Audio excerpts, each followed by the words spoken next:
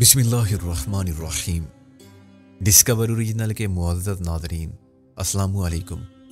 اب کس نمبر 776 ملاحظہ فرمائیں۔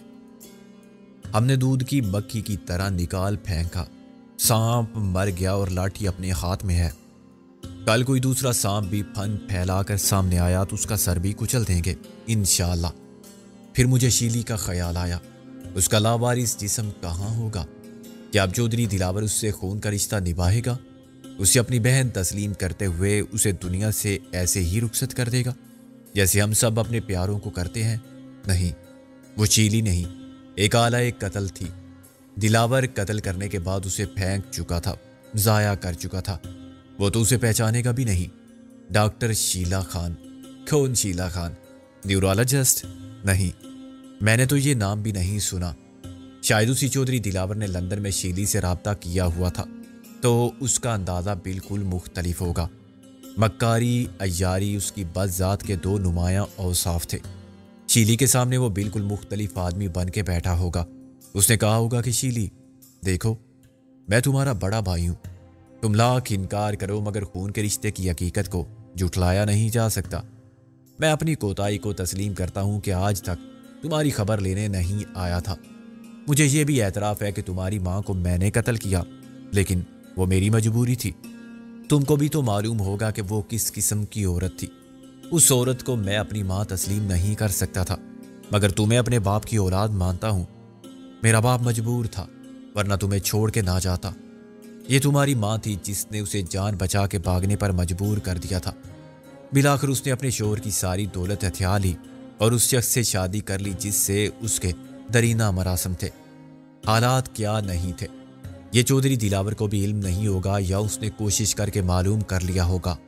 کسی انگریز عورت کا جو اپنی غلطی سے ایک انڈین کارپینٹر سے شادی کر بیٹھی تھی۔ اس معاشرے میں آزادی کے لیے کوشش کرنا بعید از امکان نہ تھا۔ یہ عین ممکن تھا کہ اس عورت نے ایک دیسی شوہر سے نجات حاصل کرنے کی کوشش میں کسی سے مدد لی ہو، سچ مچ ایسے حالات پیدا کر دیے ہوں کہ کالا آدمی بھاگ جائے۔ بعد میں سب کچھ اسی کو ملا تھا اور شاید دلاور نے معلوم کر لیا تھا کہ اس نے اپنے دیسی شوہر سے چھٹکارا حاصل کرنے کے بعد کس قسم کی زندگی گزاری تھی۔ شیلی کو دیکھ کے اندازہ ہوتا تھا کہ اس کی ماں بھی حسین ہوگی، اور ایک ایسے معاشرے میں جہاں عورت پوری طرح خود مختار ہو، کسی حسین اور دولت مند بیوہ کا تنہا رہنا ممکن نہ تھا۔ یہ روایات صرف مشرق سے منسوب ہیں، جہاں آج بھی وفا شعار اور شوہر پرست بیویاں جوانی میں بیوہ ہو جاتی ہیں تو سفر حیات کے آخری لمحے تک صرف یادوں کو ساتھ رکھتی ہیں اور اپنی عفت و شرافت کا سرمایہ با حفاظت میدان حشر میں پیش کرنے کے لیے ساتھ لے جاتی ہیں، تاکہ وہاں ان کے عزت مند مجازی خداؤں کا سر نیچا نہ ہو۔ اگر میرے مفروضات غلط نہیں تھے تو یہ سمجھا جا سکتا تھا کہ چودھری دلاور کے پھیلائے ہوئے جال میں شیلی آسانی سے پھنس گئی ہوگی۔ اس نے کہا ہوگا کہ چلو بھول جاؤ اس بد کردار عورت کو اور چلو میرے ساتھ، میں تمہارا بڑا بھائی بن کے تم سے معافی مانگنے آیا ہوں، تمہارے در پر سوالی بن کے پہنچاؤ، مجھے مایوس مت لوٹاؤ۔ ایسے ڈائیلاگ تو وہ جذباتی اداکاری کے ساتھ کسی تیاری کے بغیر بول سکتا تھا۔ اس نے تنہائی کی بات بھی کی ہوگی کہ یہاں اب کون ہے تمہارا، واپس وطن چلو۔ یہی تمہارے اور میرے والد کی خواہش تھی۔ جہاں تم ملازم ہو وہاں ہاسپٹل تمہارا ہوگا، تم مالک کہلاؤ گی، اور تم جیسے وہاں کئی ملازم ہوں گے۔ وہ ایک خیراتی شفا خانہ ہے، لیکن تمہیں کسی چیز کی کمی نہ ہوگی۔ شیلی کو واقعی کسی چیز کی کمی نہ تھی۔ اچانک قدرت کی طرف سے فیاضی کا مظاہرہ ہوا تھا۔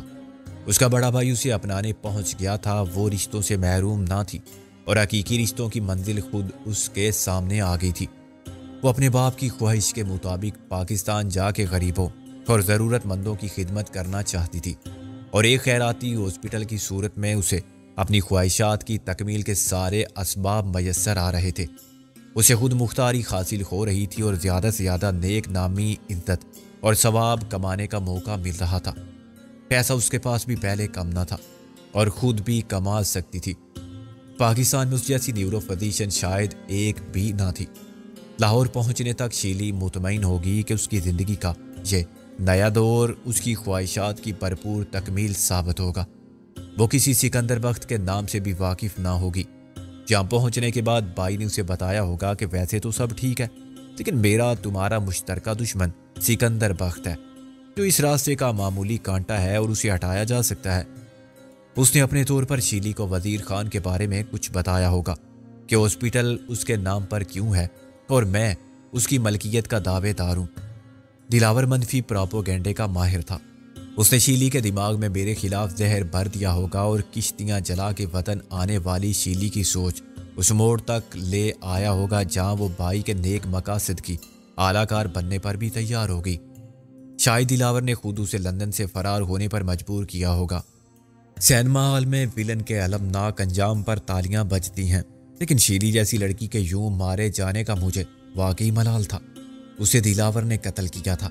کسی کی آنکھوں پر جھوٹ کی پٹی باندھ کے اسے تباہی کے راستے پر دھکیل دینا اور کیا سمجھا جائے گا؟ وہ راستہ جس کا اختتام موت کے تاریک اور اندھے کنویں میں ہو۔ دلاور نے اس کے دماغ میں نفرت کا زہر بھرا، پھر اس کے ہاتھوں میں ایک خنجر تھما کے کہا کہ جاؤ، اپنی خوشیوں کے اور خوابوں کے تعبیر اس دشمن کا کام تمام کر دو۔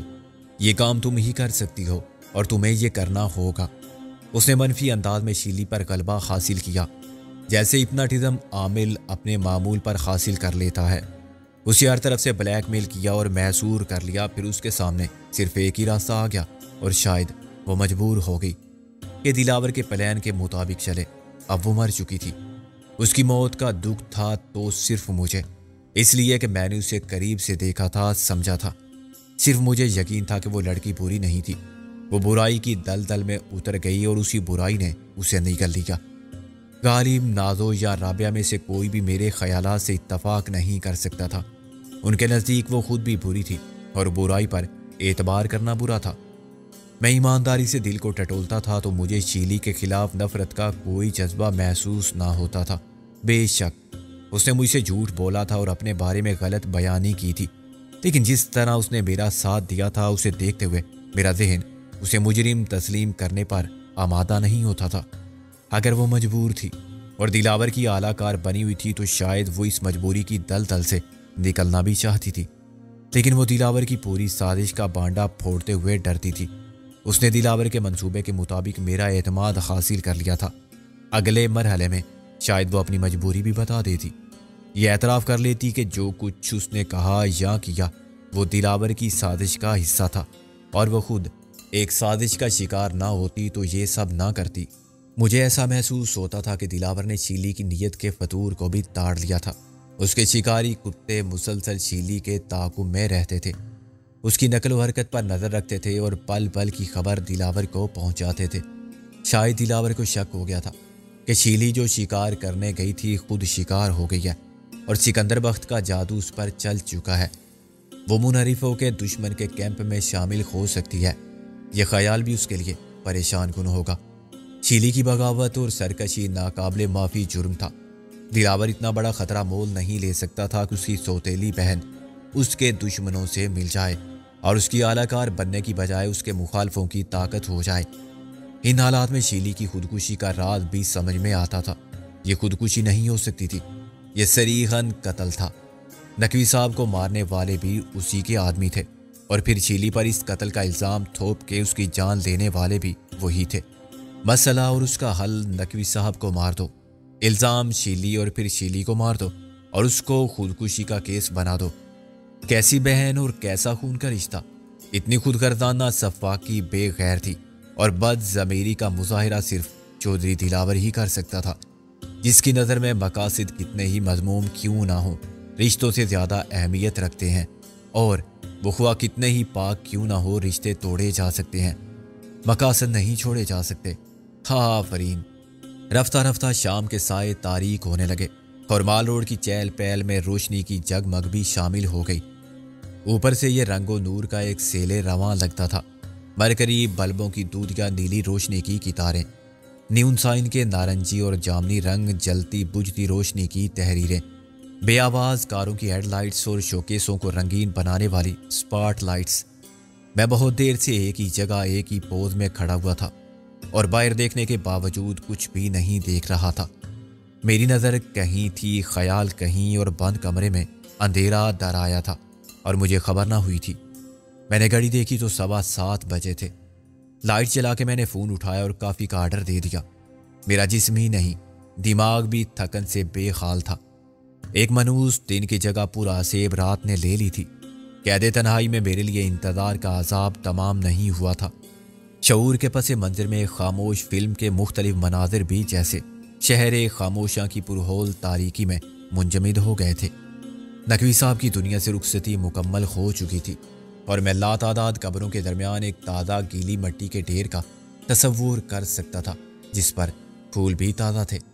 صبح تک ان کی خوشبو اور رنگت بھی ساتھ چھوڑ جائے گی اور عناصر کی ترتیب ختم ہوگی تو زندگی کے اجزاء کا انتشار شروع ہوگا۔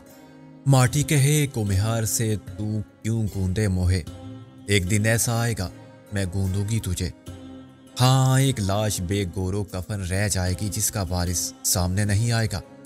کیا اس سے فرق پڑتا ہے؟ جسم زیر زمین ڈی کمپوز ہو جائے یا سرکاری مردہ خانے میں سڑ جائے، تقسیم ہو جائے اور تفتیش یا تحقیق میں صرف ہو کے کوڑے کی نظر کر دیا جائے۔ ویٹر دستک دے کر کافی اندر لایا تو میں نے اسے ایسپرین لانے کو کہا۔ میرے سر کا درد شدید اعصابی دباؤ کا نتیجہ تھا۔ اب ویٹر کو ایسپرین باہر سے لانی تھی۔ اس کی واپسی سے پہلے میں نے غسل کیا تو مجھے خاصا سکون ملا۔ کافی اب بھی گرم تھی۔ ایسپرین نے مزید فائدہ پہنچایا اور میں کافی پی کے لیٹا تو مجھے بہت آرام ملا۔ میں نے ٹی وی آن کیا اور پھر بند کر دیا۔ اس پر کوئی مزاحیہ پروگرام چل رہا تھا۔ اسٹیج شو میں شریک خوش پوش اور خوش باش لوگ ہنس رہے تھے۔ مجھے یوں لگا جیسے وہ سب بے حس اور خود غرض لوگ ہیں جن کو ذرا بھی خیال نہیں کہ رات کتنی سوگوار ہے اور نوح غم میں نغمہ شادمانی کتنی اذیت دیتا ہے۔ یہ ایک موسیقی خیز اور احمقانہ خیال تھا۔ دنیا میں ہر روز ہر لمحہ نہ جانے کتنے گھروں میں اجل شب خون مارتی ہے، مگر وقت کا یہ کارواں تو ایسے ہی رواں رہتا ہے۔ 8:30 بجے فون کی گھنٹی بجی۔ میں نے ہمت کر کے ریسیور اٹھا لیا اور آواز بدل کر کہا، ہیلو۔ غالب نے کہا، سکندر کیا رو رہے تھے؟ میں نے کہا، نہیں، سو رہا تھا۔ کوئی خاص خبر؟ نہیں۔ نقوی صاحب کی تدفین ہو گئی۔ پوسٹ مارٹم ہوا تھا؟ ہاں، لیکن تفصیلات اخبار والوں کو جاری نہیں کی گئی۔ اندر کی ایک اطلاع کے مطابق ڈاکٹر شیلی کے معاملے کو دبا دیا گیا ہے۔ کیا مطلب؟ مطلب یہ کہ نقوی صاحب کی موت میں اس کا کوئی ہاتھ نہیں۔ انہیں زہر خورانی کے کیس میں ہاسپٹل لایا گیا تھا تو وہ بے ہوش تھے اور کوما ہی میں انتقال کر گئے۔ ڈاکٹر اپنی پوری کوشش کے باوجود ان کی جان نہیں بچا سکے۔ غالب نے کہا، اور وہ جو ان کی بیٹی نے کہا تھا وہ ٹھیک تھا، مگر جیسی پولیس کے اعلیٰ افسران پہنچے انہوں نے تمام معاملات اپنے ہاتھ میں لے لیے اور پابندی عائد کر دی کہ ذاتی حیثیت میں کوئی بھی بیان جاری نہیں کیا جائے گا۔ ہاسپٹل کی انتظامیہ نے پولیس اور اوپر والوں کی مرضی کے مطابق بلیٹن جاری کیا۔ اس میں نقوی صاحب کی موت کا سبب حرکت قلب بند ہو جانا بتایا گیا ہے۔ یعنی طبی موت نہیں، طبی موت تو نہیں، دل کے مریض تھے وہ۔ ان کا بلڈ پریشر بھی بہت ہائی رہتا تھا۔ غالب نے کہا، ان کی خوراک میں شامل کیے جانے والے زہر سے الرجک ری ایکشن ہوا اور استھما جیسی کنڈیشن میں دل نے کام کرنا چھوڑ دیا، جسے ڈاکٹر کارڈیک اریسٹ کہتے ہیں۔ کیا یہ پوسٹ مارٹم رپورٹ ہے؟ یہ پوسٹ مارٹم رپورٹ ہی بتا رہا ہوں، لیکن غیر مصدقہ۔ ڈاکٹر شیلی کے خلاف قتل کا کوئی کیس نہیں۔ اس کیس سے ہاسپٹل کی بدنامی ہوتی تھی۔ پریس اور پبلک کو کیا بتایا جاتا کہ اتنی نگرانی کے باوجود یہ کیسے ہوا تھا؟ ہونے والی بات تھی، اسے کون روک سکتا تھا؟ غالب نے کہا، میں فون پر سب نہیں بتا سکتا۔ کہاں سے بات کر رہے ہو؟ ایک اخبار کے دفتر سے۔ یہیں سے وہ ساری باتیں معلوم ہوئی ہیں جو سچ ہے، مگر ان کی خبر نہیں بنے گی۔ غالب نے کہا، تم باہر مت نکلنا، پولیس ایک دم الرٹ ہو گئی ہے۔ تمہارا مطلب ہے میں اس کمرے میں قید رہوں گا؟ نہیں، صبح ہونے سے پہلے تمہیں دوسرے قید خانے میں منتقل کر دیا جائے گا، جہاں تم امتناعی قوانین کے تحت تاحکم ثانی رہو گے۔ غالب ہنسا۔ فون بند ہو گیا اور میں سوچتا رہ گیا کہ اس سے شیلی کے بارے میں بات کروں یا نہیں۔ میں اسے یہ تو پوچھ سکتا تھا کہ شیلی کی لاش کس کی تحویل میں ہے اور اس کو رسم دنیا کے مطابق کون سپرد خاک کرے گا۔ دلاور کی غیر انسانی بے حسی میرے لیے باعث اشتعال تھی۔ اہمیت تو اس کے لیے کسی زندگی کی نہیں تھی، مگر ڈاکٹر شیلی سے اس کا کوئی تعلق ضرور تھا۔ اسی تعلق کو بنیاد بنا کے اس نے شیلی کو استعمال کیا تھا، اور اب وہ مر چکی تھی تو اس سے یوں بے تعلق ہو گیا تھا کہ اسے 2 گز کفن اور 2 گز زمین دینے کا روادار نہ تھا۔ کیا پولیس نے اس کے بیگ سے برآمد ہونے والے پاسپورٹ اور امریکن ایکسپریس کے ٹریول چیک نہیں دیکھے ہوں گے؟ اگر دیکھے ہوں گے تو کیا ان سے معلوم نہیں ہو جائے گا کہ شیلی کون تھی؟ یہ تو بہت آسان تھا کہ پولیس لندن سے تمام معلومات حاصل کر لے۔ ایک فون کر کے میں نے ہاسپٹل سے بہت کچھ معلوم کر لیا تھا، اور اب باقی باتیں شیخ صاحب نے بتا دی تھی۔ شیخ صاحب کا خیال آتے ہی مجھے افسوس ہوا۔ شیلی نے ان کے بارے میں عمدن غلط بیانی سے کام لیا تھا کہ وہ ہاسپٹل میں پڑے ہوئے ہیں، ان کی بیوی قاتلانہ حملے میں ماری گئی اور وہ کوما میں ہیں۔ ظاہر اس نے یہ جھوٹ اس لیے بولا تھا کہ نہ میں شیخ صاحب سے رابطہ کروں، نہ کوئی اور ان سے بات کرے۔ وہ ثابت کرنا چاہتی تھی کہ شکاری اس کے ہی نہیں، شیخ صاحب کی جان کے بھی دشمن ہو رہے ہیں، جبکہ ایسی کوئی بات نہ تھی۔ عین ممکن ہے کہ باہر جا کے وہ دلاور سے ملی ہو اور اس نے شیلی کو یہ پٹی پڑھا دی ہو۔ وہ میرا اعتماد حاصل کر چکی تھی۔ یہ رپورٹ دلاور کے لیے بڑی حوصلہ افزا ہوگی۔ اس نے شیلی کو مزید ہدایات دی ہوں گی کہ آئندہ اسے کیا کرنا ہوگا۔ اس نے شیلی کو زہر بھی فراہم کیا ہوگا جو اسے ہاسپٹل پہنچ کے نقوی صاحب کو دینا تھا، اور ہاسپٹل کے ICU وارڈ میں رسائی کا طریقہ بھی سمجھا دیا ہوگا۔ مشکل یہ تھی کہ بیکاری میرے لیے ذہنی پریشانی کے اسباب پیدا کر رہی تھی، اور حقائق سے بے خبری نے مجھے قیاس آرائیوں میں الجھا دیا تھا۔ میں صرف فرض کر سکتا تھا کہ ایسا ہوا ہوگا، ویسا ہوا ہوگا۔ تصدیق کے بغیر یہ خام خیالی تھی، اور میں وسوسوں کی بھول بھلائیوں میں بھٹکنے پر مجبور تھا۔ یقین کا راستہ نہ جانے کہاں تھا۔ میں بیڈ کے کنارے پر بیٹھا ہوا دانتوں سے اپنے ناخن کاٹ رہا تھا کہ دروازے پر دستک ہوئی۔ یہ غالب نہیں ہو سکتا تھا۔ اس نے ابھی چند منٹ پہلے کسی اخبار کے دفتر سے بات کی تھی، اور کسی کو میری یہاں موجودگی کا علم ہی نہ تھا۔ پھر مجھے خیال آیا کہ ابھی جو کافی منگوائی تھی اس کے برتن میز پر رکھے ہوئے ہیں۔ یہ ویٹر ہی ہوگا جو خالی برتن اٹھانے کے لیے آیا ہوگا۔ دروازہ کھولنے پر مجھ پر جیسے بجلی گری۔ میں جہاں جس پوز میں کھڑا تھا اسی حالت میں پتھر کے مجسمے کی طرح منجمد ہو گیا۔ میرے سامنے رابعہ کھڑی تھی، وہی تصویر رونائی، وہی انداز محبوبی، چشمے فسوں ساز میں وہی انکار کیا تھا، لبوں کے تبسم میں وہی اقرار وفا۔ اس نے آہستہ سے کہا، کیا میں واپس چلی جاؤں؟ میں چونکا۔ ابھی تک میں دروازے میں اس کا راستہ روکے کھڑا ہوا تھا۔ کیا ایسے ہی جانے کے لیے آئی تھی؟ میں نے ہاتھ پکڑ کے اسے اندر کھینچ لیا اور دروازہ بند کر دیا۔ اس نے نہ جانے کہاں سے وہی ساری نکالی تھی جس کے شوخ نیلے رنگ اور زرد پھولوں سے میری یادوں کے سفر کا آغاز ہوتا تھا۔ جب وہ پہلی بار جیل میں مجھ سے ملنے آئی تھی تو اس ساری میں تھی، اور مجھے یوں محسوس ہوا تھا جیسے اس بند تاریک کمرے کی دیواروں پر تاروں برا روشن آسمان پھیل گیا ہے، اور وہ منظر آج بھی میرے تصور میں اپنی تمام تابناکی کے ساتھ زندہ تھا۔ رابعہ ساری کے کونے کو انگلی پر لپیٹ اور کھول رہی تھی۔ مجھے نہیں آنا چاہیے تھا یہاں؟ میں نے اس کی آنکھوں میں جھانکا۔ ہاں، آنا مجھے چاہیے تھا تمہارے پاس، تمہارا مجرم ہوں میں۔ اس نے میرے منہ پر ہاتھ رکھ دیا۔ فضول باتیں مت کرو، تم خفا تو ہو نا مجھ سے؟ میں نے اس کا ہاتھ پکڑ کر اپنے ہاتھوں میں دبا لیا۔ خفا تو تم بھی ہو جاتے ہو۔ وہ مسکرائی۔ یہ کون سی انوکھی بات ہے؟ میں نے اسے کھینچ کر اپنے قریب کر لیا، اسے اپنے ساتھ لپٹا لیا اور کہا، سچ رابعہ، تم خفا نہیں ہو مجھ سے؟ نہیں، تم میرا دل رکھنے کو ایسا کہہ رہی ہو۔ میں نے دل دکھایا تھا تمہارا، میں بڑا گناہ گار ہوں، میں نے جانتے بوجھتے یہ سب نہیں کیا تھا، لیکن میں اپنی غلطی مانتا ہوں، مجھے معاف کر دو۔ تمہاری بدگمانی۔ رابعہ نے بڑی مشکل سے خود کو چھڑایا۔ سکندر، ایسا مت کہو۔ کون کہتا ہے میں بدگماں ہوں تم سے؟ بھلا یہ ممکن ہے؟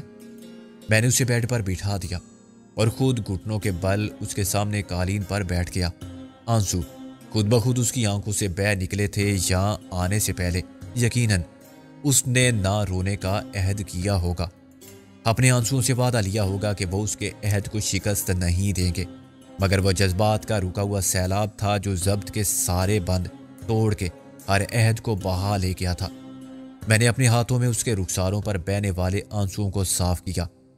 تمہیں روتا دیکھ کر میرا احساس جرم بڑھ جاتا ہے رابعہ۔ کس بات پر؟ اس کی انگلیاں میرے بالوں سے کھیلنے لگیں۔